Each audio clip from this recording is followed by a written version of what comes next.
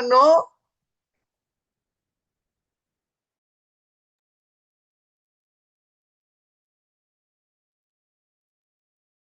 Hola muchachas, muy buenas noches.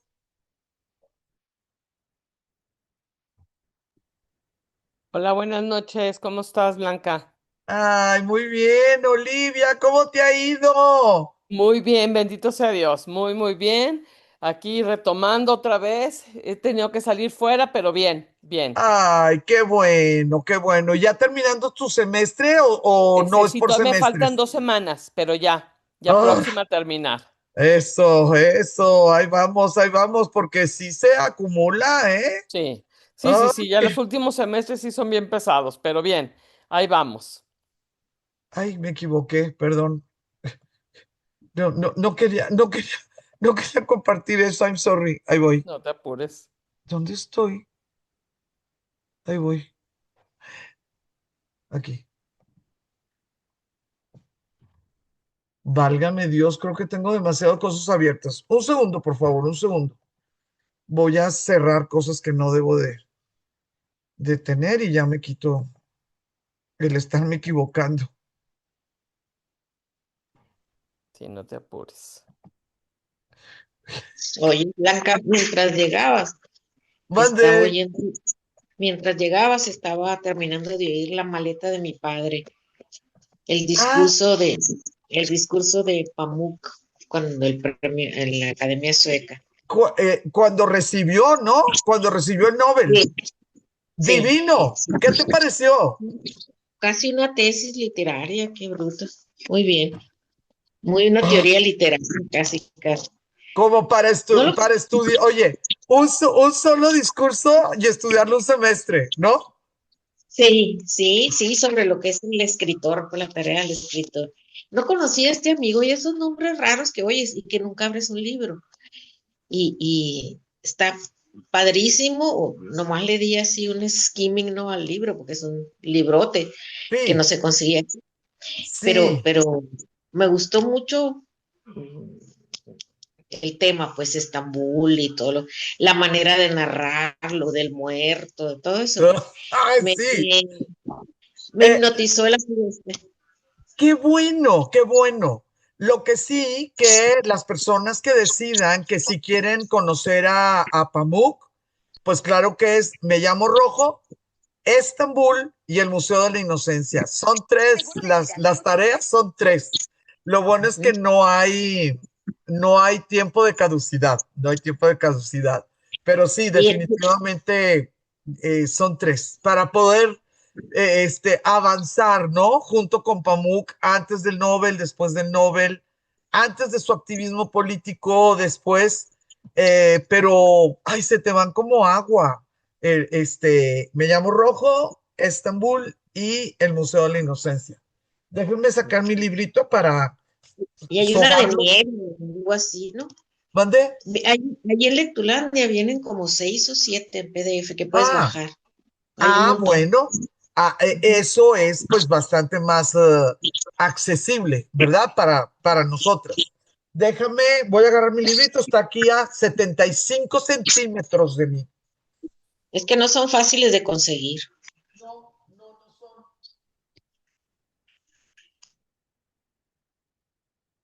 Este no es el mío, es de punto de lectura, de estos que son azul y blanco. El mío, alguien me lo desapareció con todas las notas. Yo no sé por qué le gusta a la gente tener mis notas, entonces tengo que andar defendiendo mis libros a capa y espada. Qué chistoso, porque yo rayo libros. La mayoría de las personas no rayan los libros, pero yo sí. Ahí voy.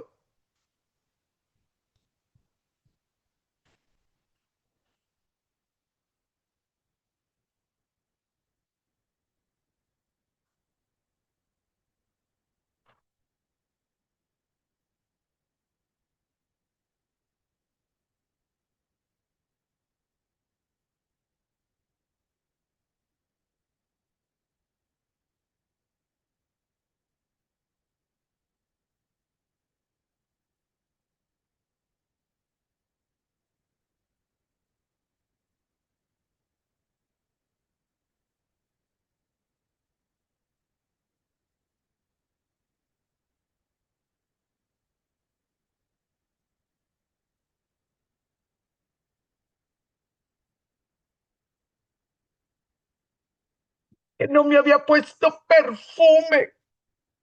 Ahora sí ya estoy lista, completamente lista. Vamos a empezar.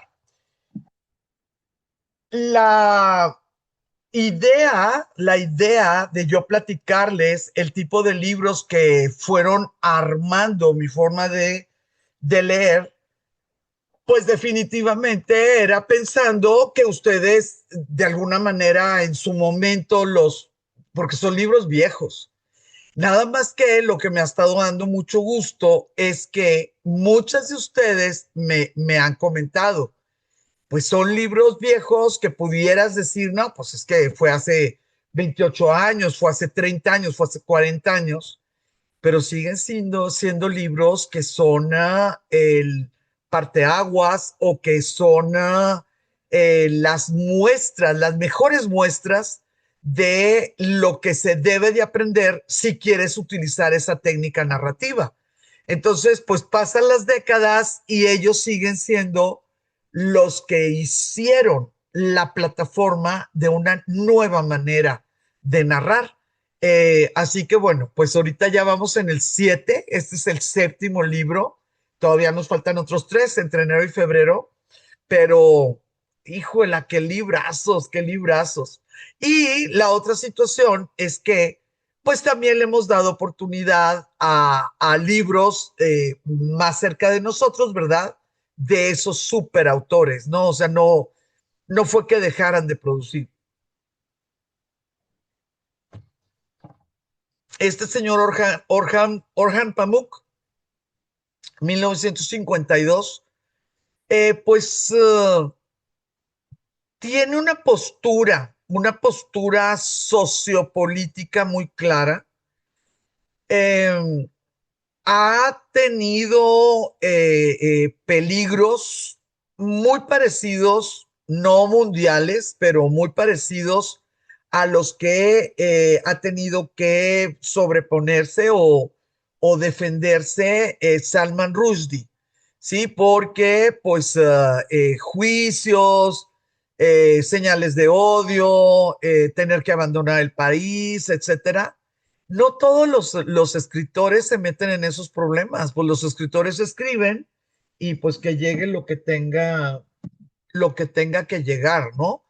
Eh, Me gusta Orhan Pamuk desde que leí Me llamo Rojo, demasiado. Entonces lo he seguido cada vez que llegan las traducciones, solamente lo he leído en español, él escribe en turco y las traducciones al español, muchos de sus libros han tenido premiación por la traducción que se logró, ¿no? Una traducción pues muy esmerada, muy fluida, etcétera.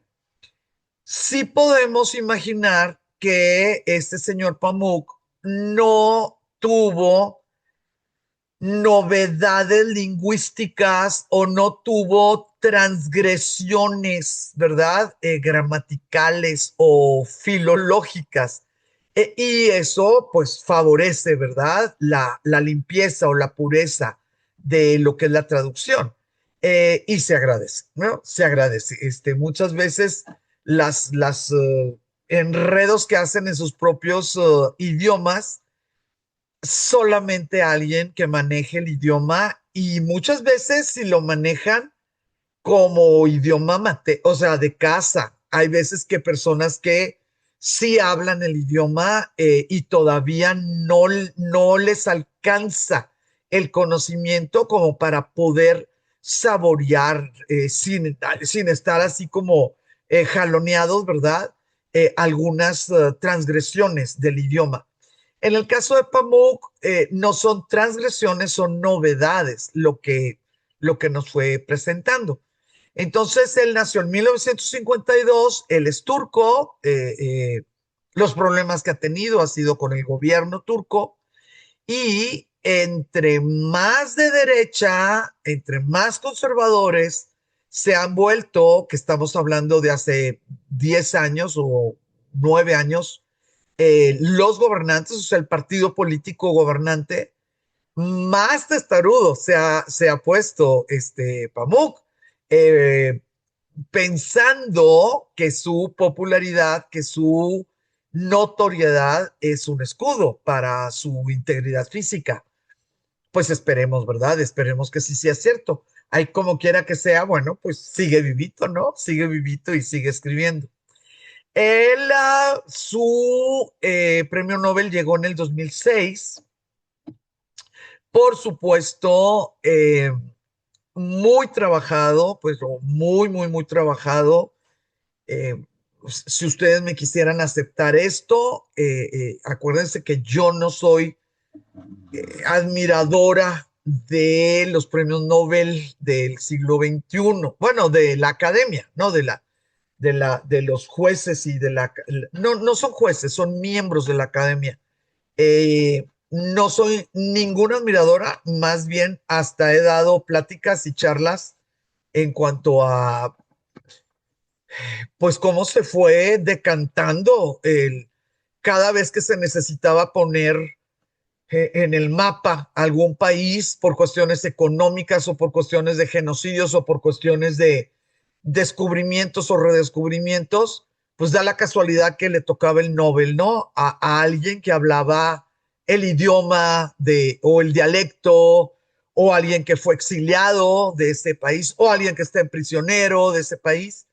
Y obviamente ellos tienen toda la libertad de hacer lo que ellos consideren, ¿no? La academia que otorga el Nobel, pero a mí no me gusta ese tipo de combinaciones.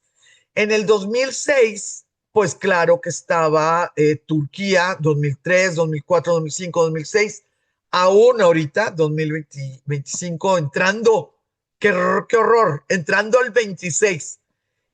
Claro que estaba tratando de cambiar toda, toda la opinión pública global de lo que significaba Turquía, aparte de la película El Sol de Medianoche, por su constante petición de ser parte de la Unión Europea. Entonces, ¿les estoy diciendo que no se merece el premio Nobel? No, no, porque si ellos decidieron que se lo merece, pues se lo merece. Ellos lo otorgan. Ellos son los únicos que pueden decir sí o no. Yo no puedo dar ninguna opinión. Lo sé y lo acepto. Pero como estamos tomando la clase, sí me gustaría poner en la bandeja, cada una de ustedes va pues tener una opinión o decidir, ¿no? Decidir algo. Sí me gustaría recordarles que en esos añitos de, ¿cómo se llama? Candidatear, ¿no? De que lo postulaban como candidato. Sí, Turquía estaba haciendo su trabajo, pero trabajasasazo en cuanto a turismo, en cuanto a cultura, en cuanto a esta penetración en el cotidiano de los países fuera del mundo musulmán. Y bueno, es todo el comentario que quiero hacer con respecto a la entrega, ¿no? Del Nobel en el 2006. Oye, una pregunta, Blanca. Sí, cómo ¿Estás no, proyectando algo? estoy proyectando algo, Es que tengo The dice, Journey Begins. Hay una página que se ve en ah, inglés que dice The ok, Journey Begins. ay, qué Entonces, bueno que me dijiste, es la que me equivoqué. sí, no, es que se quedó. Y entonces dije, Ah, bueno, capaz que ahorita regresa algo. Pero dije, bueno, a ver, vamos a ver, aquí ya sale Pamuk. ya, ahora sí, ya. Uy, Pamuk 1952. Muy ay, bien. gracias, gracias. Qué Bien, bueno que de me nada. comentaste. No, no sabía, yo estaba viendo esta. Pero Ok, muy bien. no, ya Entonces, quedó. Gracias. entonces aquí ya quedó. Aquí dice que estamos grabando y aquí dice, bueno, ustedes ya están viendo lo que les quiero comentar. Em, este señor Pamuk se autodenomina como musulmán cultural. Esto es muy interesante porque pues ahorita todo mundo ya sabe, se identifica como foca, como gato, como niño, como mujer como hombre, ya sabes, ¿no? Estamos viviendo momentos como un poco complejos pues muchas veces confusos. Pero cuando estábamos hablando de que Pamuk estaba siendo famoso, ni siquiera había entrado en nuestro siglo, porque fue a finales del siglo XX. Y cuando se le entrevistaba y se le entrevistaba y se le volvió a entrevistar, porque es muy amable su figura, no, no, aun cuando está diciendo cosas fuertes para el occidente, no para todos los turcos ni para todos los musulmanes, pero para el occidente, pues él pudiera reflejar una personalidad de un hombre, pues tranquilo, obviamente un erudito, un gran amante de los libros, de la libertad individual, etcétera. Entonces, fue muy fácil el, el efecto Pamuk. La gente empezó a hablar de Pamuk aún sin leer sus libros, por las entrevistas y por, no sé, ese carisma que algunas personas tienen. Cuando él se autodenominó como musulmán cultural, pues no le cayó la Inquisición porque está en el otro lado de la cancha, pero sí fue una cosa muy fuerte, porque los musulmanes son de una pieza, no, no es como que, no, pues es que soy musulmán, pero no soy practicante, no, pues es que el Islam es una situación donde tú declaras 3 veces nada más, ¿verdad? Tu sumisión. Islam eso significa sumisión. Y musulmán significa sumiso. O sea, yo soy musulmán, quiere decir yo soy sumiso. ¿A qué? A la voluntad de Alá. Esa es la traducción exacta. Islam, la sumisión. Musulmán, el que ya es sumiso, ¿no? No puede ser musulmán cultural para un musulmán, porque él siente que es musulmán y lo acepta y lo defiende además. Él dice que no puede pensar de otra manera, no tiene que creer en Mahoma, en el Corán, obviamente en los rituales, ¿verdad? No tiene que creerlo, pero su núcleo es en la primera respuesta, pues va a ser una respuesta musulmana, musulmana turca, por supuesto, ¿verdad? Pero es la primera respuesta. Él va a tener que racionalizar esa primera respuesta muchas veces, no, no exteriorizarla, pero pues niñez y juventud marcan. Él dice que te forjan, ¿no? Como si fueras un metal que te forjan, niñez y juventud, porque todo llega sin filtro, todo llega sin juicio. Aun cuando te enojes con lo que está pasando, que tú digas, es que no es justo, pues no será justo para ti, pero esa es la realidad.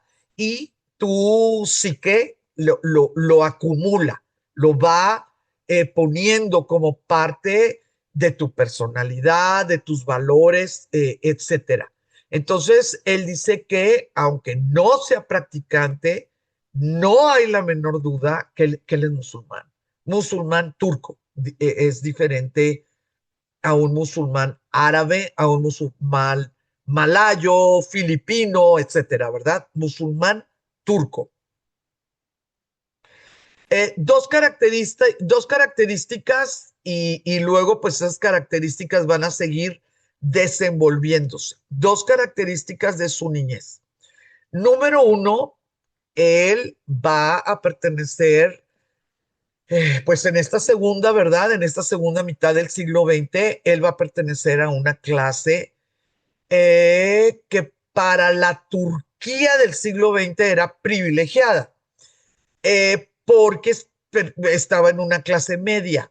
Sus papás eran profesionistas, no, no tenían oficios, no, no era hijo del zapatero ni del panadero. Su papá era ingeniero. Esa es una característica. Él, pues no, no así como batallar y estar en contra de la vida y de, no.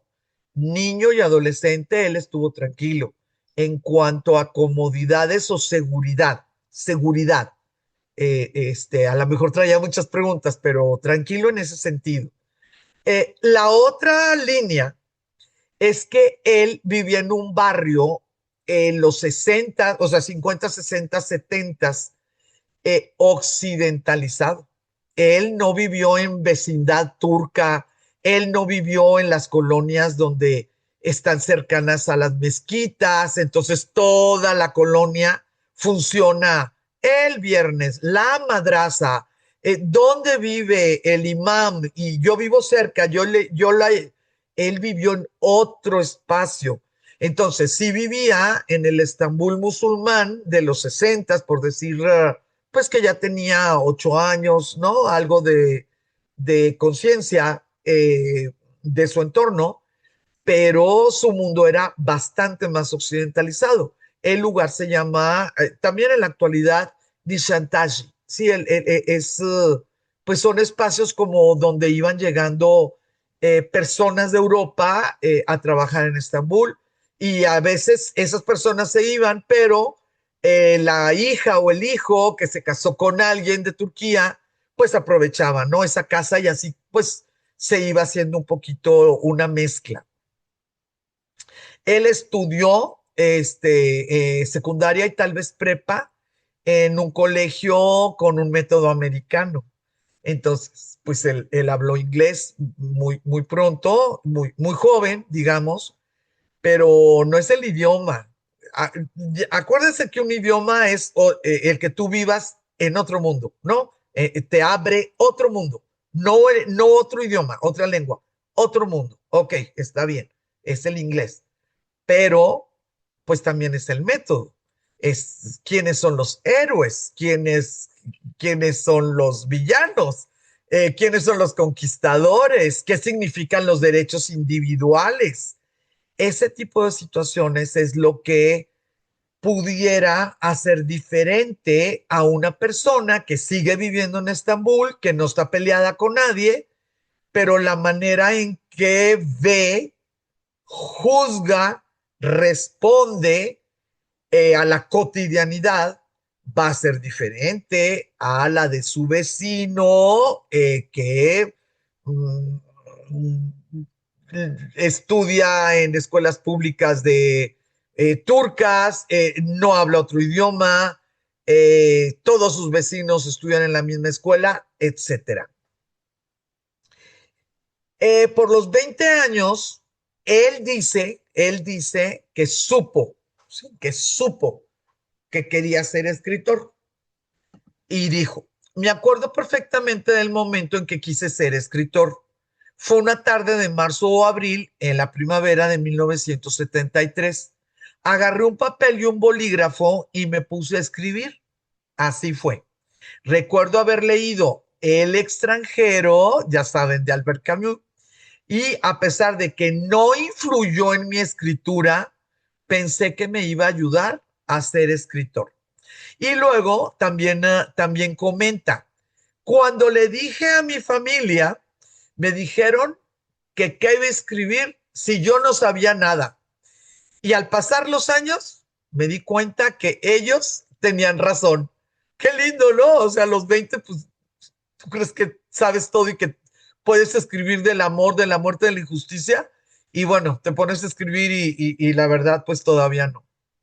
Eh, algo que parece que sí fue una decisión importante por el tipo de familia, o tal vez pues por los años en la década, ¿no? De la que estamos hablando, es que él inició arquitectura y alcanzó casi 3 años. Pues digo, pues ya vas más para allá que para acá, ¿no? Y nada, chiquitas, decidió que se iba a periodismo. Periodismo pues porque era lo que había. Él con esta idea, ¿no? Con esta idea de que quería ser escritor. Y nos dice también: yo tendría 23 años y le dije a mi familia y a mis amigos que no iba a ser el arquitecto o el pintor que todos ellos querían, sino un novelista. Todos me dijeron que no lo hicieran, que yo no tenía ni idea de la vida. Creo que pensaban que iba a escribir una sola novela, pero les dije que existían Borges y Kafka, Fíjense por favor los tres nombres que nos han dicho: Camus, Borges y Kafka. Vean el tipo de complejidad en el sentido de profundidad con el extranjero, en el sentido de novedades narrativas, intertextualidad y hasta invención de citas que en aquellas décadas era lo más notorio de Borges. Y bueno, ya saben, la oscuridad de Kafka, ¿no?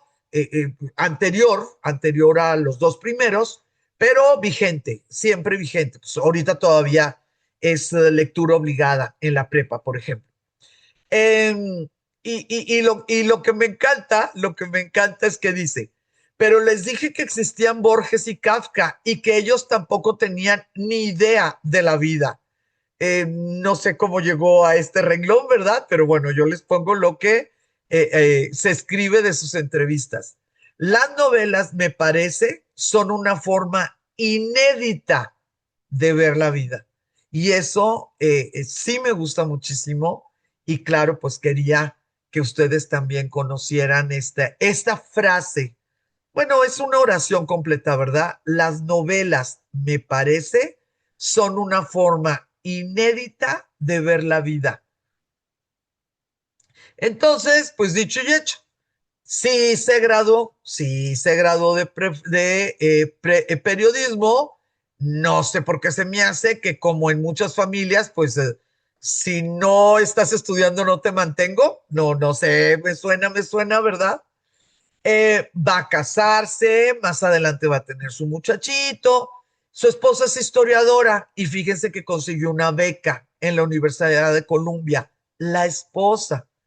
Pero él, pues por su inglés y por su ya ¿cómo se digo? Su título y todo, sí pudo dar clases. Entonces aquí es otro momento muy interesante. Acuérdense este concepto que, ay, no, cuando yo lo descubrí, que fue hace 21, 22 años, cuando estaba estudiando la maestría, no tienen idea cómo le agradecí al español que ya aceptara, ¿no? La palabra. El concepto de otredad. La palabra es otredad, pero el concepto es el que me fascina, porque en el momento que un intelectual o alguien como nosotros que nos gusta el análisis, eh, eh, tenemos como un reto el poder reconocer la otredad, no al otro. Reconocer al otro, pues tendríamos que estar como psicóticas, ¿verdad? Para no poder reconocer que la persona que está enfrente a nosotros es otro en el sentido de, ¿cómo se llama? Biografía, ecología, filosofía, traumas generacionales, todo. O sea, eso es muy fácil, saber que la otra persona es el otro o la otra, ¿verdad? Pero la idea de otredad es muchísimo más profunda porque implica un espejo. Y esto es lo que yo siento que sucedió entre el 85 y el 88. No solamente Pamuk estuvo en contacto directo del famoso Occidente. La otredad significó cómo me ve el Occidente a mí, turco, musulmán cultural, treintón, casado con una estudiante de historia. ¿Cómo me ve? ¿Cómo me juzga? ¿Cómo cree que me puede adivinar? ¿Cómo cree que puede predecir mi comportamiento, mi respuesta, mi reacción, etcétera? Esta idea o este concepto de otredad en los ochentas, o sea, bueno, finales de los ochentas, todavía no se movía. Este es un concepto que yo les platico a ustedes, que yo siento que sí se aplicó porque empezó a escribir. empezó a escribir y empezó a hacer cosas maravillosas. Fíjense, en el 85, repercusiones internacionales. Su primera novela, 1982, su obra comenzó a tener repercusiones internacionales cuando se publicó y claro, se tradujo, ¿sí? Al inglés, al francés, al español. Luego ya más adelante, pues a muchas cosas, ¿verdad? Pero aquí lo importante es El astrólogo y el sultán de 1985. Estamos hablando de una persona que a mi juicio no hubiera podido escribir esa novela si no hubiera estado en esa búsqueda o en esa posibilidad de entrar a ese contacto de ida y vuelta, no nada más el ir a conocer otros países, otras culturas, sino de reconocer su propia realidad, su propia cultura, sus propias ideas, reconocerse en base a lo que el de enfrente, el otro, el occidental, cree que está viendo. Eso a mí se me hace primordial. Y bueno, las cosas empezaron a suceder pues en 1985. Y alcanzó su consagración definitiva con este maravilloso libro que se llama Me llamo Rojo, y que claro que tiene diferentes portadas y que la portada mía era la más bonita y bueno, lo perdí. No tengo idea en qué momento alguien se quedó con él y bueno, espero que esté guardado en algún librero, cuando menos. De 1986, perdón, de 1998, sí, de 1998 al 2006, que fue su Nobel. Aquí está, 2006. Es poquito, sí, son 8 años nada más. En estos 8 años sí sucedieron cosas importantes. ¿Cuáles cambios o cosas, pues, pasaron y se aprovecharon y ahí es donde, pues yo les comento que el Nobel,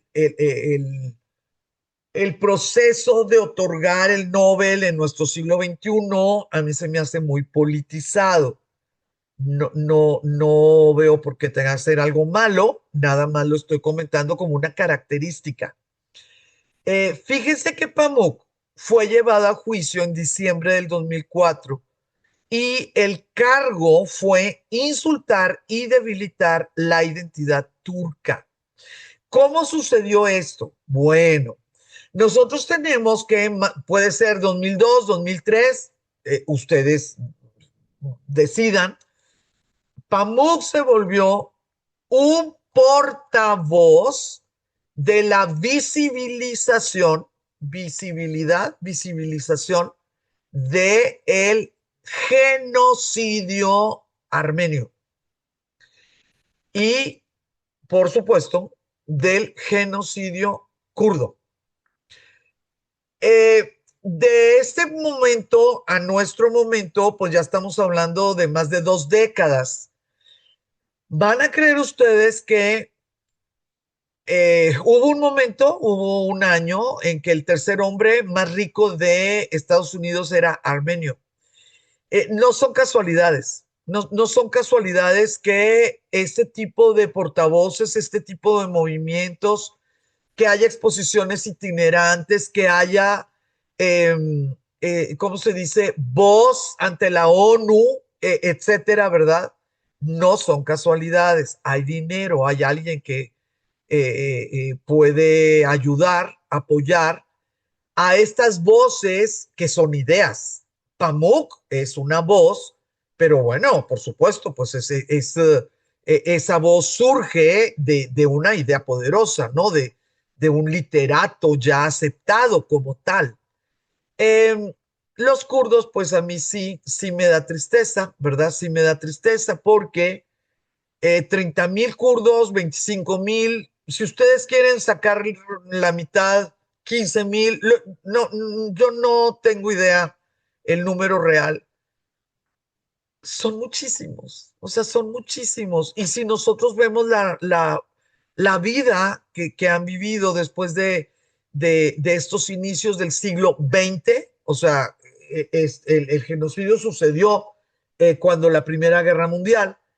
Si vemos la vida que han vivido los kurdos, pues simple y sencillamente, pues no sé, deberíamos de hermanarnos. ¿Por qué no ha tenido la resonancia de los armenios? Pues porque no hay kurdos que tengan esos niveles en Forbes, ¿no? De dinero, de influencia, de posibilidades. Lo enjuiciaron, le hicieron una condena de 6 meses de silencio. Claro que no estuvo de acuerdo, y empezó el revoloteo a nivel Europa, no mundial, en el Oriente no.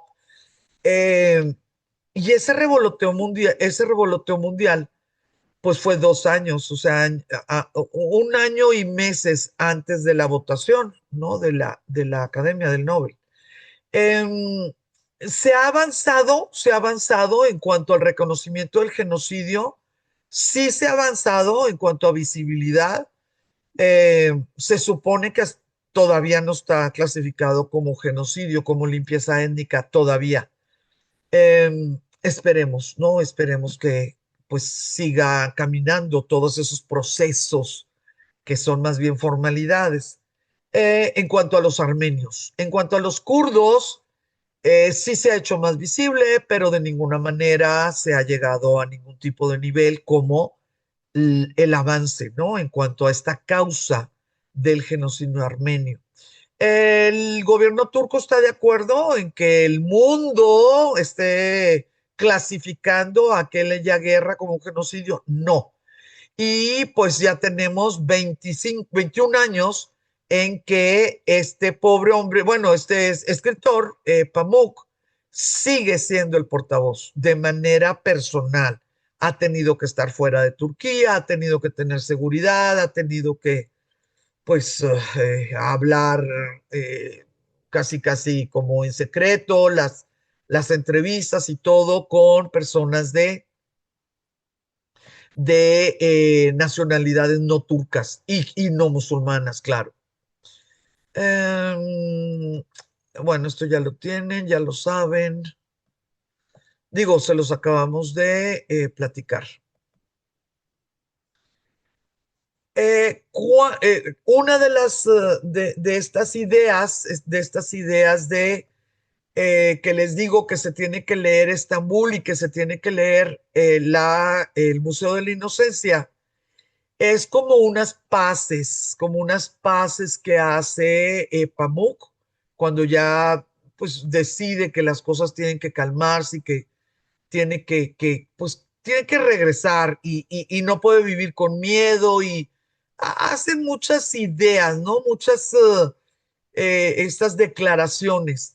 Y estas novelas de Estambul y de Museo de la Inocencia es una manera en las cuales, es una manera con la cual Pamuk trata de separar el amor que él tiene por Turquía y por la ciudad, específicamente la ciudad de Estambul, y la idea que pudiera tener pues con un gobierno de hace 120 años, ¿sí? O sea, la posibilidad de decir, pues yo soy turco, soy musulmán, crecí aquí y definitivamente pues amo lo que me hizo ser lo que soy, ¿sí? Entonces, por eso les comento que, bueno, son tres, ¿no? Son tres. Ah, bueno, esto es nada más volviendo otra vez a esta idea ay, no, de no poder creer, ¿no? La situación en que, pues, un escritor tenga que tener guardia pagada por gobiernos o por editoriales por ideas personales. Entre más famoso, más peligrosa estés tu vida, se me hace tremendo. Entonces, bueno, en el 2006 Pamuk ganó el Premio Nobel de Literatura, pero lo lindo es esta situación, ¿no?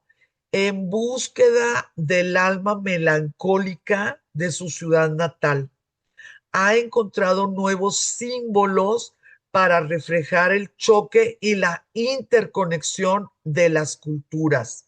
Y a mí me gustaría que nos quedáramos con dos palabras, melancólica o melancolía, ¿verdad? E interconexión. Esas dos palabras me gustaría que las tuviéramos bien, bien, bien, bien claras cuando estamos hablando de Me llamo Rojo. Bueno, y más si van a leer Estambul y el Museo de la Inocencia, pero bueno, esas son posteriores, muy posteriores. Cuando nosotros leemos Me llamo Rojo, en primer lugar nos damos cuenta que solo sé que no sé nada, ¿verdad?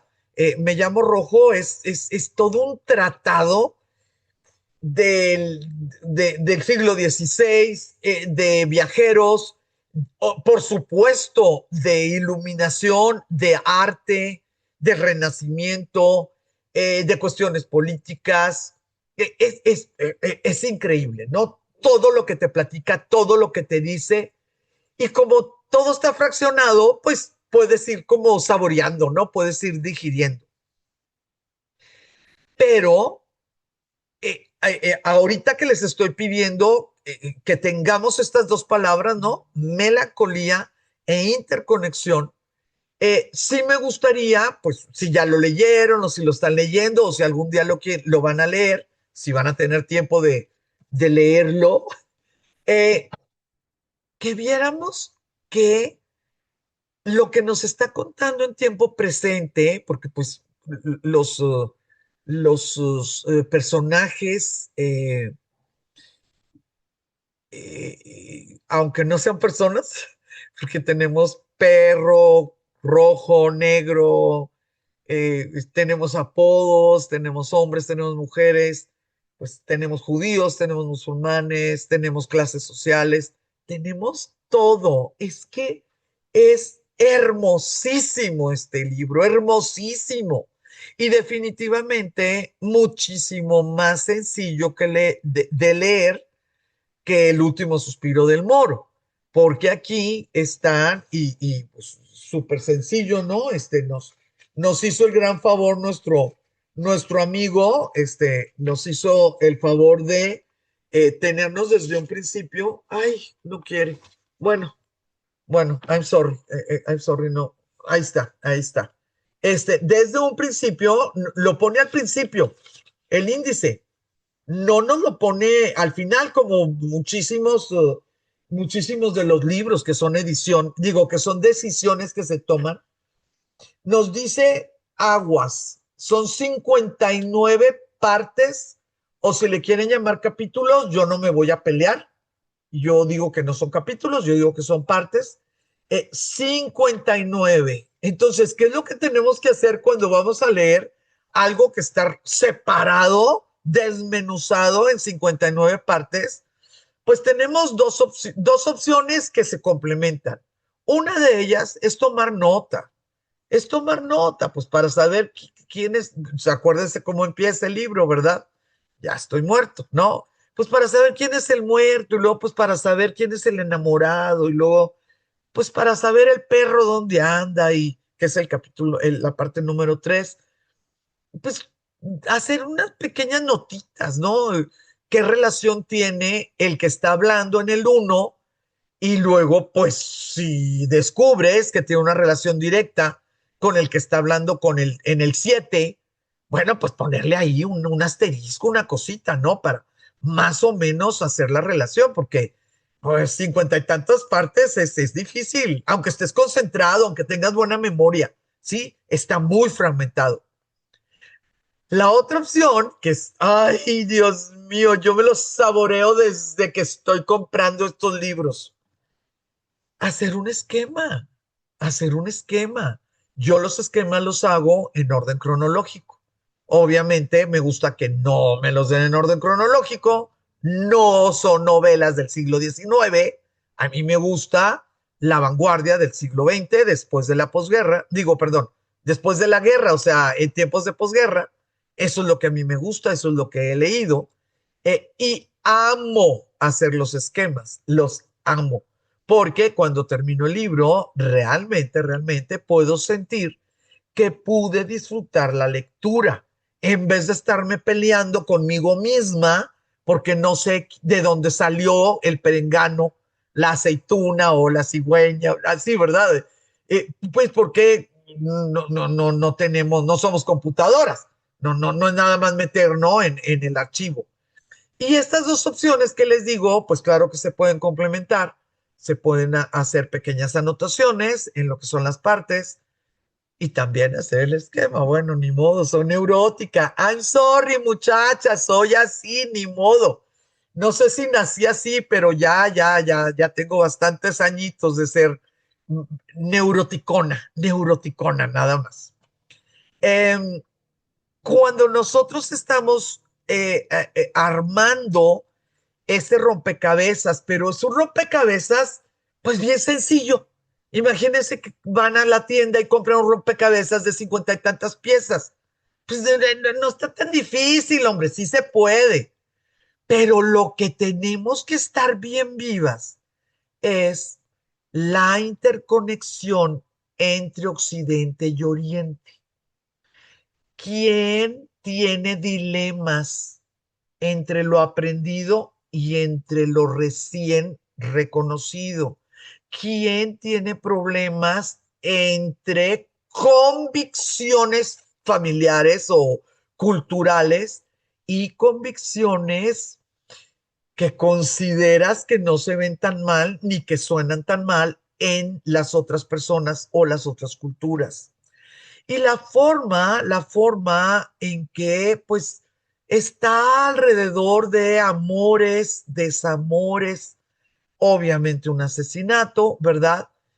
Buscar esa idea de melancolía. No hay odios en los desamores. Hay como tristezas, hay como añoranzas. Aún los colores, el rojo, el negro, eh, eh, aún el perro, la Celestina, que es la judía, son momentos en este siglo XVI, que es donde se ambienta la novela, de la creencia o vamos a llamar, certidumbre que hubo tiempos mejores, que lo que está sucediendo ahí, si hubiera sucedido o no hubiera sucedido en otros tiempos. Y eso sí me gustaría que tuviéramos como, pues no sé, como ese cuidadito, ¿no? Para darnos cuenta en ciertas construcciones, en ciertos adjetivos, donde en vez de estar odiando el presente, añoras el pasado. Puede darte la misma idea, pero el ambiente es de melancolía, ¿sí? Es diferente. Entonces, esas dos palabras sí me gustaría que las tuvieran pues ahí guardaditas. Em, Dentro de lo que es este 2006, ¿verdad? Pues claro que ustedes ya lo sabían, sus obras, perdón, es el primer turco que recibe este premio, este galardón. Sus obras, pues ya moviéndonos, ¿no? Ya hasta la fecha, se han traducido a más de 40 idiomas y puedo presumirles, porque sí es presunción, en el 2012 abrió sus puertas en un museo, el Museo de la Inocencia, y yo hace 3 años, pues 10 años después, pero hace 3 años pude estar ahí. Lo viví en toda la extensión de la palabra, porque pues la forma en que está hecho, la forma caótica, no tiene ventilación, son espacios sofocantes, si terminas viendo donde se supone que está, pues el verdadero, ¿no? Este núcleo, el hombre verdadero que le dio la idea para este Museo de la Inocencia, bueno, etcétera. Sí les puedo presumir que fue toda una experiencia y al yo tener tantos años de querer, ¿no? A este autor, pues sí, sí es algo que atesoro, ¿no? Es una visita que definitivamente no pensé que la iba a poder hacer porque ya había ido 2 veces a Estambul y pues siempre crees que no va a haber una tercera y sí lo hubo. Entonces pude cumplir ese sueñito, ese sueñito. La locura de los juicios y de los no juicios sigue, así como cada X años hay un juez o hay un grupo social, religioso, político. La última fue el 21, pero se extendió hasta el 23. ¿Va a haber más? Sí, porque les recuerdo, muchachas, que el camino que está recorriendo el gobierno de la República de Turquía en estos últimos, pues, década, porque no es lustro, es década, cada vez es más ortodoxa. Desafortunadamente, no puedo decir de derecha, porque tanto que luchó la República Turca para ser una república laica hace 100 años, ¿verdad? Y cada vez más el gobierno actual en Turquía está mezclando más la religión musulmana suní, ellos son sunis, eh, en la educación pública, en las cuestiones pues de moralidad, etcétera. Entonces tengo que usar la palabra ortodoxa, no solamente de derecha, como está sucediendo, ¿no? En diferentes países. Son, ay, qué barbaridad. 4 minutos, 4 minutos. ¿Qué les parece? ¿Cómo vamos? ¿Alguien quisiera hacer preguntas? ¿Alguien quisiera comentar algo? Estamos en muy buen tiempo. Llegamos a la mitad. Yo te quiero preguntar algo. De ese Dígame, Mari museo Carmen. que nos platicas, del Museo de la Inocencia, o sea, ¿hace cuenta que recorres el libro o cómo es? No, no entiendo. Es una cosa demasiado, demasiado de posmodernidad a más adelante. Fíjense, es una casa que nosotros en México las conocemos de los años 30 o 40, que entras por una puertita así y te mueves en un espacio, no sé, que se supone que son 3, 4 cuartos, pero estás hablando de un espacio, ponle tú de 8 por 4, digamos, ¿no? Un primer piso, un segundo piso que sigue siendo rectangular y pues por el cubo de la escalera pues se hace más pequeño. Entonces haces un recorrido como de una pequeñita herradura.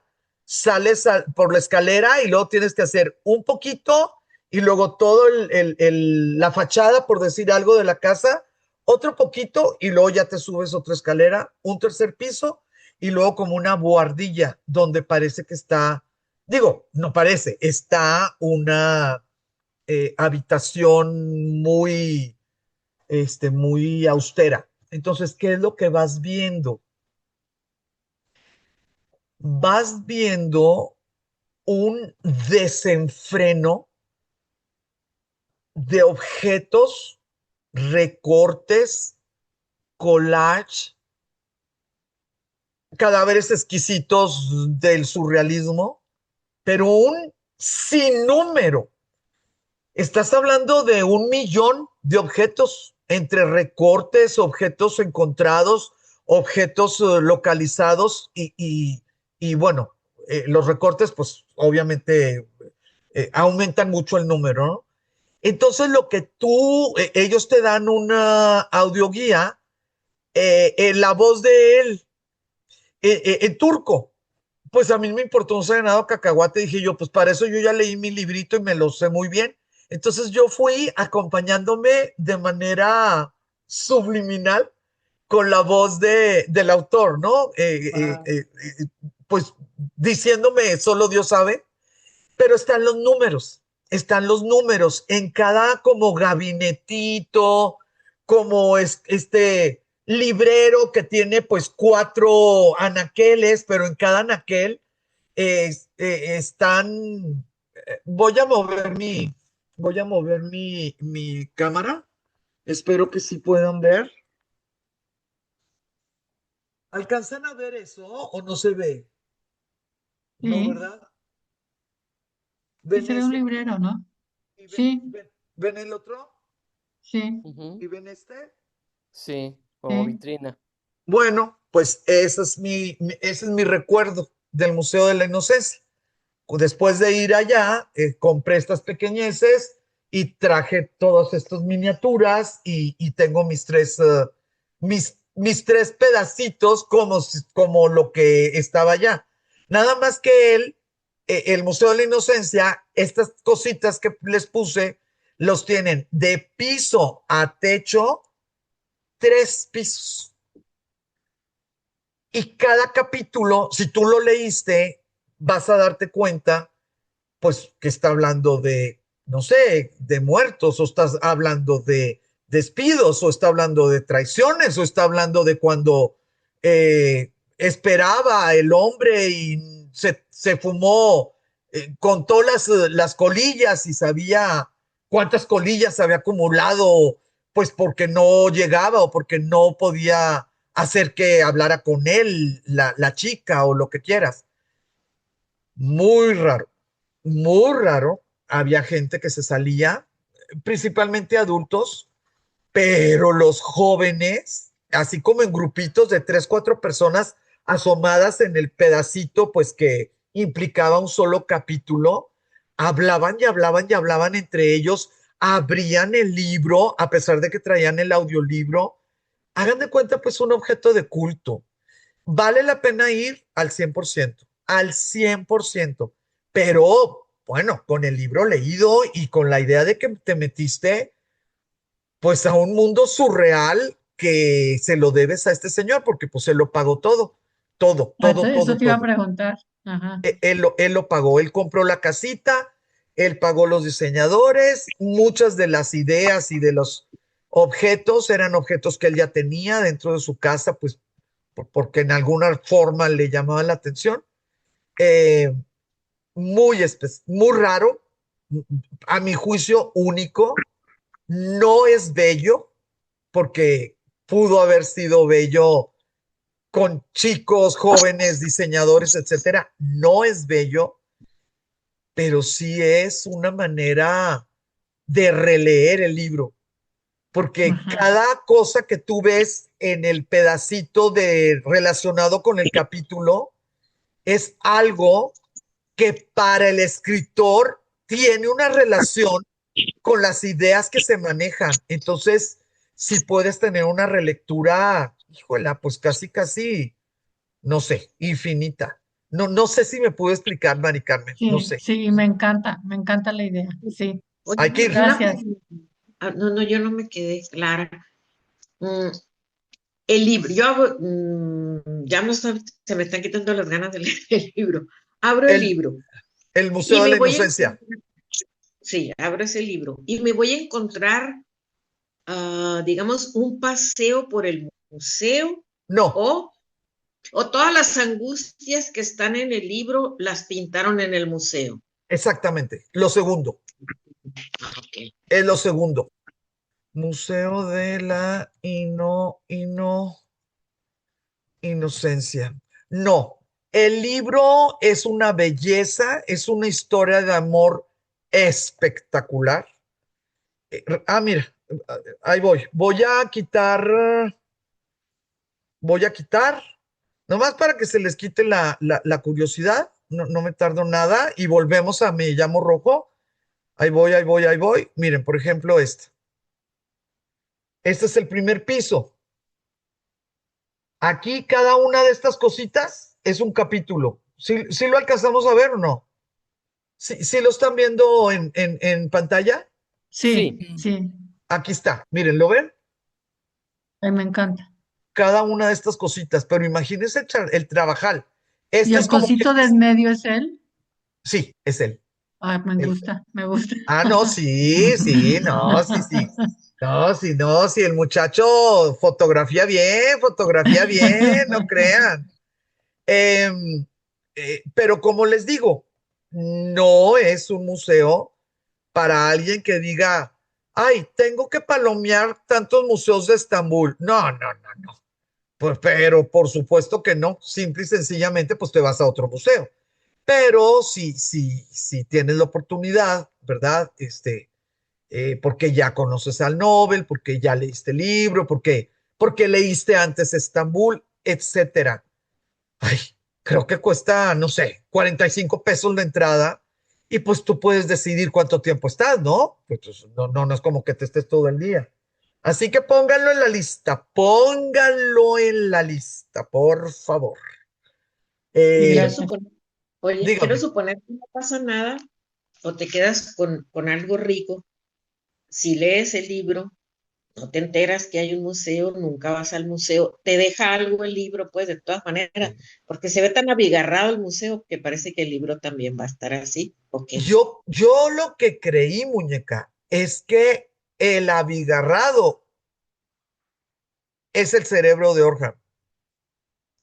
Yo en vez de pensar que me metí al libro, sentí que me metí a la mente de este señor. Eso fue lo que yo sentí después de recorrer el primero y el segundo piso. Porque no es posible que él pueda poner 20 recortes, 15 cositas que se encontraron en las banquetas por 10 años, lo que sea, para un capítulo. Es él es el que se está desdoblando. Entonces, si nadie ve ni una foto del Museo de la Inocencia, pues te voy a decir que hasta mejor porque te quedas con la belleza y la limpieza, ¿no? De la literatura de esa novela, porque es como una pureza narrativa, de veras, es muy, muy, muy interesante la forma en que él no quiso complicar una historia que pues no necesita complicaciones, es una muy buena historia. Así que no se preocupen por el museo, nomás que bueno, yo traía ese pendiente, ¿eh? Hay que separar. El museo lo juntamos con el autor y el libro lo juntamos con nuestro corazoncito. ¿Cómo ven? Perfecto. Bueno, ¿alguien más que quisiera comentar algo o preguntar algo o lo que ustedes quieran? Bueno, pues le voy a seguir para terminar. ¿Cómo ven? Em, este señor Pamuk dijo cuando le explotó la fama, ¿verdad? Con Me llamo Rojo, que sí fue un ejercicio, que él lo hizo consciente. Es una exploración, bueno, el resultado de una exploración de la dicotomía entre Oriente y Occidente. Que por qué utilizó como excusa, pues esta idea, ¿verdad? De la blasfemia, ¿no? De una pintura de un ser humano dentro del Islam, porque él estaba seguro que el Occidente no iba a entender el nivel de pecado, ¿no? El nivel de ruptura de ley que significaba un retrato personal. Estaba seguro. Y que conforme se fuera explicando, pues claro que las personas occidentales pudieran de alguna manera entender lo alejados, ¿no? Lo alejados que están de esta situación, de los secretos, de los gremios, de los sultanes, bueno, de todo lo que nos habla, de lo que nos habla ya. El autor ha enfatizado que la novela es una indagación sobre las identidades culturales y las influencias que dan forma a las decisiones de una persona, porque pues ustedes se acordarán que, bueno, las personas que han leído un poquito o que ya lo leyeron, se acordarán que cada personaje o cada parte habla de la manera en que están sufriendo, en la manera en que tienen un problema. No te están platicando los problemas de los otros, pues que cada quien haga lo que tenga que hacer.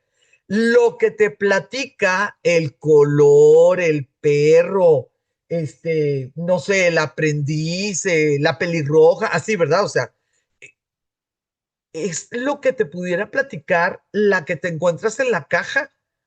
Pues te va a decir lo que a ella, a esa persona le causa el tráfico, pero a ella, no a la contaminación global, sino al tiempo que perdió en el tráfico, o lo que significa el costo de lo que está llevando si estás en la fila del mercado. Es a una persona. Entonces es también muy interesante en que las influencias pues serás muy turco, serás muy veneciano, serás muy pobre, serás aristócrata, serás académico, serás discípulo, pero lo que está en tu entorno sucede en función de las consecuencias que tiene en tu verdad, en tu realidad, en tu comodidad, en tu incomodidad, etcétera. Entonces, pues también fue muy, pero muy, muy interesante. La idea, la forma o el momento en que él decidió, 1593, 1592, 93, pues es finales, ¿verdad? Del siglo XVI. Eh, no es casualidad. Para una persona que es turca y que le enseñan la historia de Turquía en primaria, en secundaria, en preparatoria, no es que seas licenciado en historia, es pues como a nosotros, ¿no? Pues nos enseñan, no sé, la historia de México en diferentes etapas y en diferentes profundidades. Por supuesto, pero por supuesto que para un turco, es muy, pero muy, muy claro lo que empezó a suceder a finales del siglo XVI.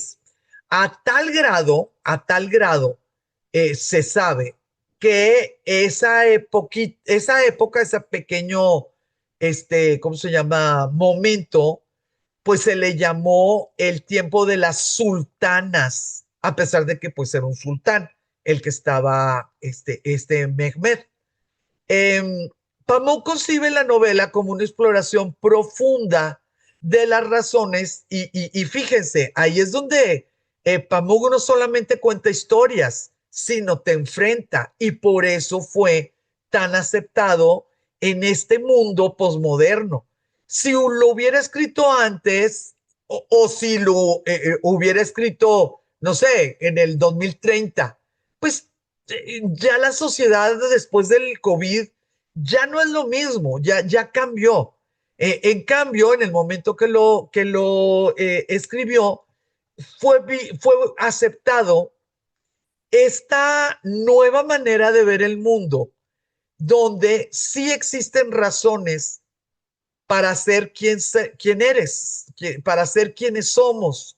Sí existen razones. A finales del siglo XX se hizo todo un movimiento que en el XXI se acentuó y ahorita ya va para atrás. Pero a finales del siglo XX se hizo todo un movimiento donde nadie tenemos la culpa. No, no.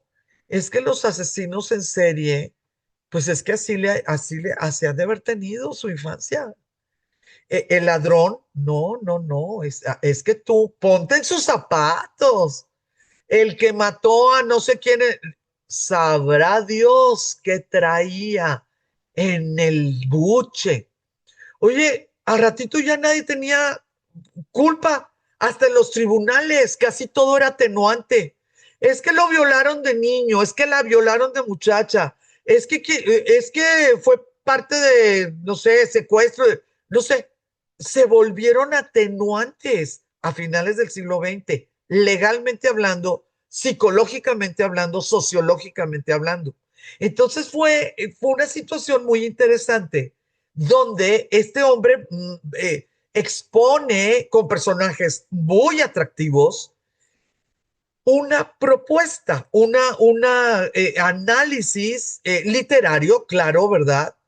De si existen o no existen razones para que una persona sea de una manera y razones para que otra persona sea de otra manera, aunque hayan vivido supuestamente situaciones similares. Eh, la, eh, bueno, lo interesante con Pamuk es que yo sí tengo mucha tela de dónde cortar porque, pues la verdad es muy famoso. Entonces no tengo que andar investigando en la red oscura, ¿verdad? O sea, sí es muy famoso. Em, la, en las entrevistas, Pamuk acepta que él desprecia la figura de Mehmet.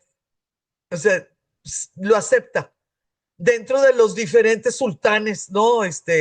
Antes o después, él acepta que ese hombre en especial es el inicio de la decadencia del Imperio Otomano.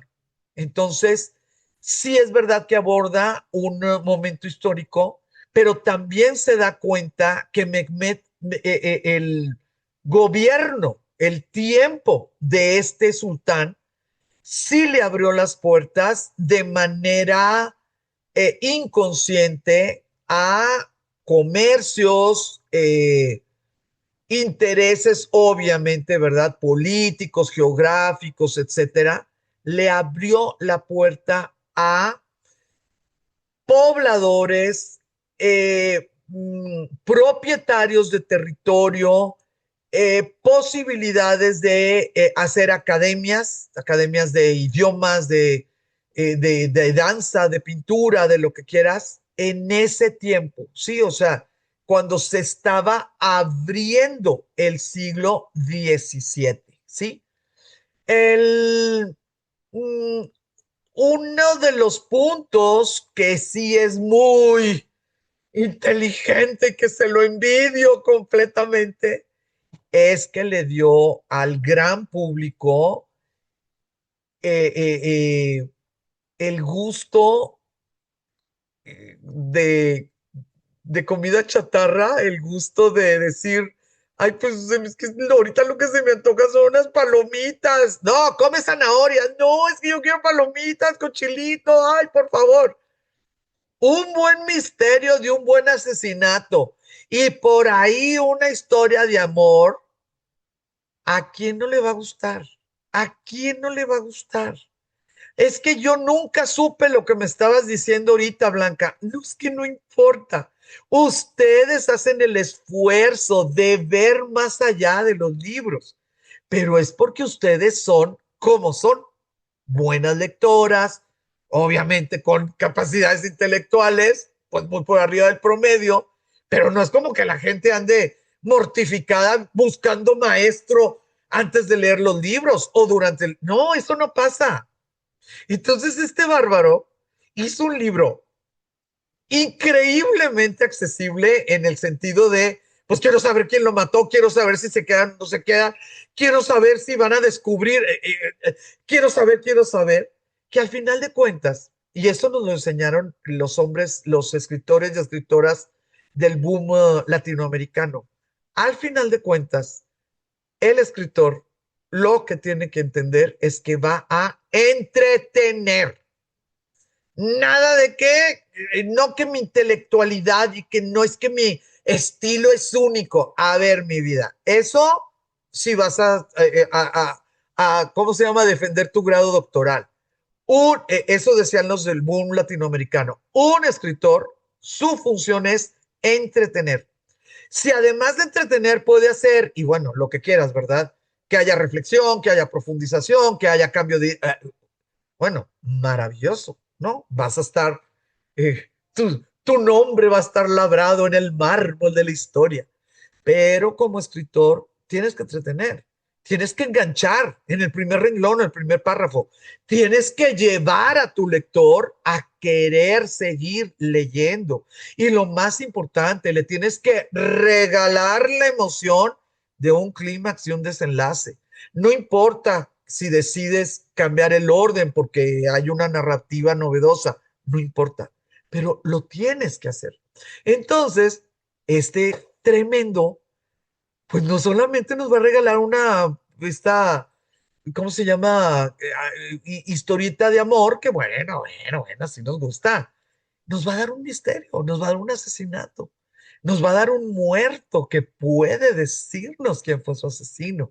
Nos va a dar pequeñas pistas donde tal vez existían amores homoeróticos, homosexuales en el taller, donde nos lleva a dudar en ciertos momentos si el nivel de atracción por la belleza pudiera ser que brincara los estándares morales en cuanto a prácticas sexuales. No, es que este hombre cubrió todo sin darnos una clase, ¿verdad? Sin estarnos mortificando, así realmente mortificando de que, oigan, ya se fijaron en esto, oigan, en estos tiempos de SIDA, yo también les recuerdo que en el siglo XVI y XVII y en los musulmanes, no, él no nos estaba dando. Digo, él no nos da con el libro, porque es totalmente actual, él no nos está dando lecciones de vida, él nos está entreteniendo, nos está platicando ciertas cosas. Eh, esto ya está listo. Y miren, ahí les va, son las 8:21. Les voy a pedir un favor que me van a decir que sí, pero yo quisiera que se quedaran contentas conmigo, que no se enojaran. Les tengo que pedir el favor que me permitan no terminar las 2 horas. No les voy a decir por qué, porque se van a poner tristes y no quiero nada. No puedo terminar las 2 horas por algo que Muñeca sabe y bueno, algunas saben. Ahí les va. Necesito que me permitan solamente explicarles lo que es la ucronía, que no digo que no se lo sepan, pero me gustaría pues ponerlo concreto, lo que es la ucronía y lo que es la narrativa cubista. Necesito que me hagan ese favor. Yo les explico, cierro sesión y las preguntas y comentarios no sean malitas, los hacemos por chat personal y yo lo contesto en grupo, pues para enriquecernos y todo. Pero denme esa chance, sí, denme esa chance. Son las 8:22. Explico ucronía, explico narrativa cubista y me dan oportunidad de retirarme, por favorcito. Entonces, bueno, sin muchas, problema, Blanca, adelante. muchas Claro que gracias. sí. Muchas gracias. Entonces, voy a hacerlo, ¿sí? Sí, La gracias. obra se caracteriza por su narrativa fragmentada y se llama fragmentada no por la cantidad de partes, no, sino por la cantidad de narradores. ¿Ok? La obra se caracteriza por su narrativa fragmentada.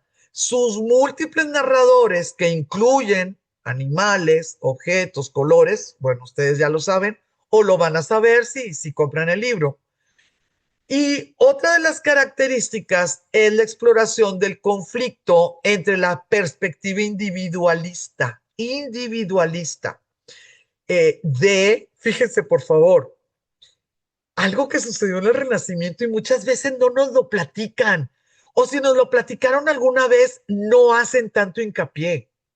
Muchachas, en el Renacimiento, los artistas empezaron a firmar la, la obra, firma. Antes no se firmaba. y no porque hubiera una ley que lo prohibiera, no tenía por qué firmarlo. En ese tiempo, en el gremio, ahí en el taller de los ilustradores, pues claro que eso no existía, porque la gente no tenía por qué tener nombre si el honor de que un sultán les pidiera un trabajo, ya con eso bastaba, ya con eso la vida completa de estudio y de trabajo iba a estar colmada. Entonces, no es nada más que les haya pasado esta novedad de la perspectiva. Acuérdense que pues es eso de que, ¿cómo que, cómo que volumen? Cómo que profundidad? Esto es del demonio, ¿no? Es una cosa muy raro. No, no nada más es la perspectiva, es la idea que en el occidente ya se estaba firmando con nombre propio.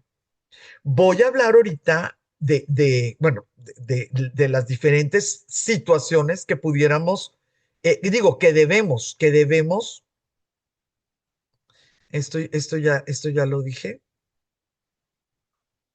Ah, y les iba a, por si no lo vieron, esto que están viendo ustedes aquí es una comparación de un dibujo, de una ilustración del siglo XVI, la que está así como completita, y una ilustración del siglo XVII. Ustedes pueden notar que esta está totalmente plana y esta ya tiene algo de profundidad y de volumen. Nada más, bueno, nada más quería platicarles pues que lo que hizo este hombre pues sí implicó una investigación. Eh, Rapidísimo, pero rapidísimo, no sé si sepan un poquito ay, me le he pasado diciendo Mehmet porque ayer di la clase de Mehmet. Ay, discúlpeme. Es que ayer 2 horas estuve pronunciando el nombre y ahorita, bueno, me hizo cortocircuito, discúlpeme por favor. Es Murad III. Mehmet es el que hizo que cayera Constantinopla y de eso se tardó la clase. Ay, qué pena. Se trató la clase de ayer, perdón. Murad III es este hombre que en 1574 pues ya se hizo sultán y vivió pues casi, ¿no? Digo, o sea, gobernó casi 20 años. Tenemos cosas rarísimas y claro que él se las sabía, el autor. Fue hijo del sultán anterior, sí, además hijo mayor, pero de una concubina occidental. Murad, el que pidió que le hicieran en la pintura, una concubina que muy probablemente era veneciana. Acuérdense que todo el show era pues que habían llegado pinturitas venecianas, miniaturas y que, etcétera. Acuérdense, por favor. Cuando murió su padre, Murad no estaba en Estambul. Se tardó 10 días en llegar, pero no hubo problema. La mamá de Murad tenía escondido el cadáver y no le había dicho a nadie que se había muerto el sultán. Imagínense nada más este tipo de cosas que le pasa a la gente. De las primeritas cosas que hizo este hombre fue ordenar la ejecución de sus 5 hermanos, ¿eh? Ahí nomás. Lo que les decía ahorita, su ascensión marca el principio de la decadencia del poder otomano y su reinado estuvo guiado por la intervención de su madre, primero, luego la concubina favorita de él y su visir. Falleció antes de que muriera el sultán, pero también el visir ahí fue el que tomaba decisiones. Ya como sultán, nunca salió de Constantinopla y en sus últimos años ni siquiera del palacio de Topkapi, donde realizaba las 5 oraciones diarias islámicas. ¿Por qué les pongo esto? Pues porque sí respetaba eso, pero como quiera quería una pintura de él, ¿no? Por eso les menciono esto. Murad era obeso, se notaba más obesidad porque al parecer era pequeño, tenía estatura baja. Por los problemas de obesidad tenía siempre pero hasta arriba, ¿no? La presión, entonces siempre estaba muy rojo. Seguramente por esa alta presión le causaba ciertos ataques de epilepsia. Tenía problemas permanentes de oído, le dolían muchísimo y yo creo que estaba muy mal de salud en sus últimos años porque dormía muchísimo. Eh, tuvo cuando menos 6 consortes y 7 concubinas. Y hasta ahorita tiene aceptado que engendró 101 hijos. 101 hijos. De esos 101 hijos, hay 57 nombres que se sabe qué pasó con ellos. Y obviamente, pues falleció debido a causas naturales, ¿no? Todo esto, pues se lo platican a los turcos y ahí fue donde como que nació el desprecio. Y yo quisiera, por favor, comentarles, esta novela está presentada en un montón de revistas y de esto y lo otro como novela histórica. Nada más que Pamuk dijo, yo nunca busqué reconstruir sucesos temporales, nunca. Tomé pretextos de la historia, pero nunca fue mi intención el reconstruir sucesos. Entonces, aquí es donde yo quisiera, por favor, que recordáramos esta palabra, este concepto, ucronía, ucronía. Ucronía es un relato de historia alternativa que especula sobre un mundo donde un evento histórico clave ocurrió de manera diferente. Sí es verdad que pidió la pintura, pero todo lo demás, pues solo Dios sabe, ¿verdad? Lo que pasó en el taller, etcétera. Pero es un suceso que se puede decir que sí sucedió. Este género, también llamado historia alternativa, combina elementos de ciencia ficción. Ciencia ficción. Habla el color, habla el perro, habla el esto, ¿no? O sea, es como más ficcionado que cualquier otra novela.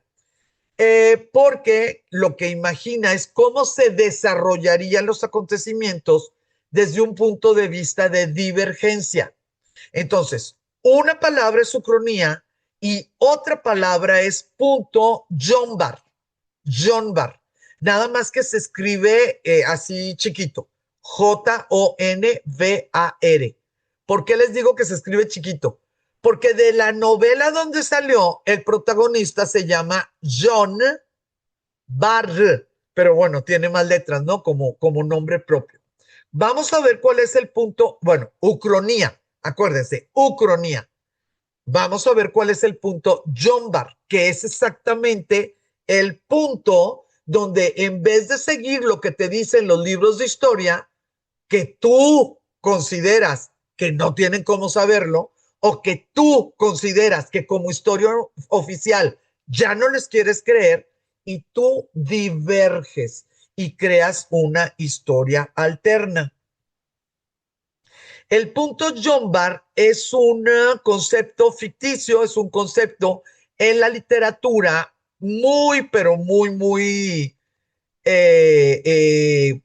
¿cómo se dice? Socorrido en ciencia ficción eh, por los viajes del tiempo. En la ciencia ficción, pues siempre va a haber un punto Jonbar, que es cuando el viajero del tiempo mueve una vela, le da una información a alguien, lo que sea, y lo que debió de haber sucedido, pues ya no sucede. Ese es el punto Jonbar. Se representa en un importante punto de divergencia entre dos resultados de un acontecimiento, ¿sí? Dos resultados. Si yo no hubiera estado ahí, si yo sí hubiera estado ahí, si hubiera llegado más tarde, si hubiera llovido, lo que ustedes quieran, ¿sí? Lo que ustedes quieran. Y nada más porque sé que aquí hay gente muy estudiosa, les puedo decir que viene específicamente de una novela escrita por un señor Williamson, americano, en 1938. Esta novela se llama La Legión del Tiempo. Y como les digo, el protagonista se llama John Barr y de ahí viene esta idea, esta clasificación, ¿no? Del punto John Barr.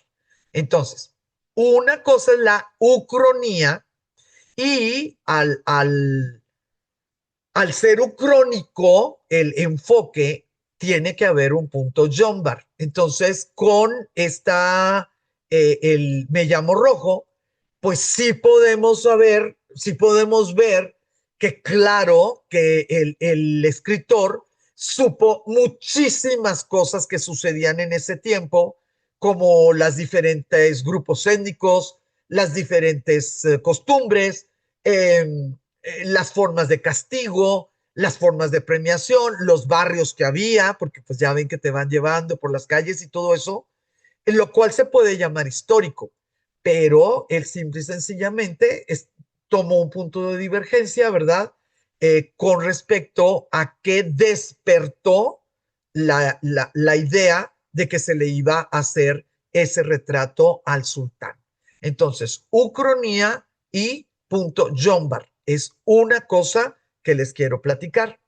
La segunda cosa, y con eso les agradezco mucho que me permitan terminar la sesión, la segunda cosa es hablar esta característica primordial de la novela Me llamo Rojo, que es la cantidad de narradores. En la novela Me llamo Rojo, el relato va cambiando de narradores, conformando una narración coral que abarca distintas líneas e interpretaciones. Eso es muy importante. Distintas líneas e interpretaciones. Una novela donde yo hablo uno y mi hermana habla dos y mi esposo habla tres. Eso no es cubista, eso no es polifónico.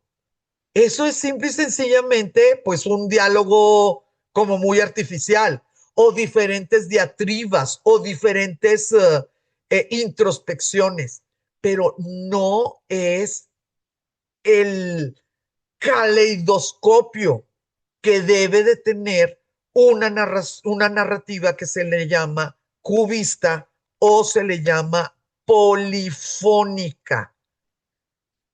No es que tomen turnos para hablar. Eso es lo que necesito explicarme adecuadamente. No están tomando turnos para hablar.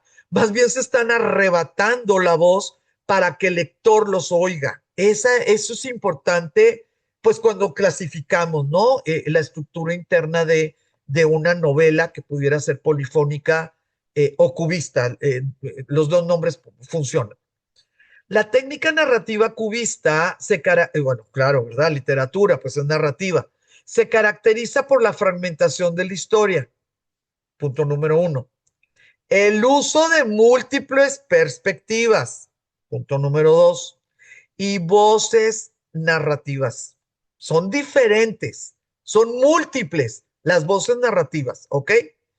Pero muchachonas, la deconstrucción del tiempo y el espacio. Cuando te dan una novela y solamente están tomando turnos, todos sentados en una mesa, no hay deconstrucción de tiempo y el espacio. Entonces no hay cubismo, no hay cubismo, no hay polifonía. ¿Ok? En lugar de una línea narrativa lineal, busca, ay, Dios mío, de una, ¿dónde está? Aquí se me fue esta palabra. En lugar de una narrativa lineal, busca representar la realidad desde varios puntos de vista simultáneamente, a menudo utilizando un lenguaje que se asemeja a la fragmentación de las formas en el arte cubista. ¿A qué se refiere que se asemeja? Cada vez que tú le das la vuelta al cubo para dibujar algo totalmente desarmado, pues da la casualidad que desarmado, pero nunca dejas de saber qué estás viendo. Si es una mujer, si es un hombre, si trae bigote, si es rubia, si está sentada, si está parada. Algo sucede que la fragmentas, la presentas de otra manera, pero sigue siendo alguien o algo, ¿verdad? La mesa, la guitarra, lo que quieras. En el caso de la narrativa, ¿sí? En el caso de la narrativa, tienen que darte muchísima más información para que tú puedas descubrir lo que se está dibujando. Y en el descubrir, pues claro que está bastante, pero bastante más complejo que nos lo dijo Pamuk, ¿verdad? En las entrevistas, lo que él quiere que descubramos es el choque entre Oriente y Occidente en un sentido moral, religioso, social, artístico. Y cuando descubrimos ese choque, podemos de alguna manera, poder juzgar o aceptar las acciones tomadas por los personajes, ¿sí? Pero primero es una cosa y luego la otra. Algunas características de la clave de la técnica narrativa cubista es perceptivismo. Esa palabra no sé por qué la usé, ni siquiera la pronuncio adecuadamente. Ah, esto ya lo dijimos. Cada uno narra según le va tocando. Eso es lo que a mí sí me interesa muchísimo. La fragmentación del tiempo y el espacio. La cronología puede ser alterada. No se presentan los eventos como los vieron los personajes. Pero lo hermosísimo de esto es que nos remitimos a Cortázar. No hay manera en que un ser humano pueda ver todos los eventos de la trama, porque eso nada más lo sabe el escritor y el narrador omnisciente. Nada más. No hay otra posibilidad. No puede. Aunque hubiera sucedido todo el desarrollo en un cuarto y hubiera habido solamente dos personas, sigue sin saber lo que está pensando y sintiendo el otro. No lo sabes.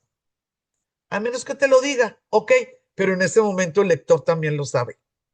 Entonces, por favor, el orden del tiempo y del espacio está manipulado al gusto, en este caso, al buen gusto de Pamuk.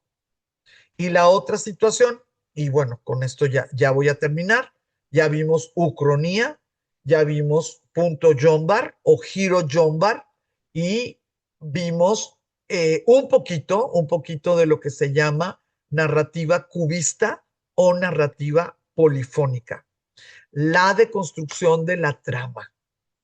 La narrativa se descompone en sus elementos esenciales, como las figuras geométricas descomponen un objeto en el cubismo pictórico y se reconstruye de manera no tradicional. Entonces, la historia estaba perfectamente trenzada, ¿no? En la mente de Pamuk. La destrenzó, historia del muerto, historia del asesino, historia del que sí quiere, del amor, historia del que no amor, ¿verdad? O sea, las destrenzó y en la destrenzada dijo, voy a dosificar la información que le puedo dar al lector confiando en el lector, confiando que el lector va a agarrar esa piecita del rompecabezas y va a decir, no, pues tiene azulito y tiene aquí una como nubecita, pues ha de estar acá arriba.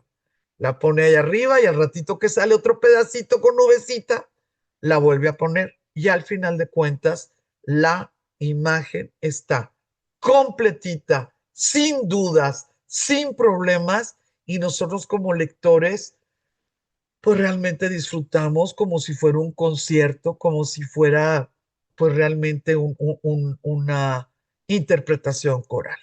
Entonces, bueno, denme chancita, denme chancita.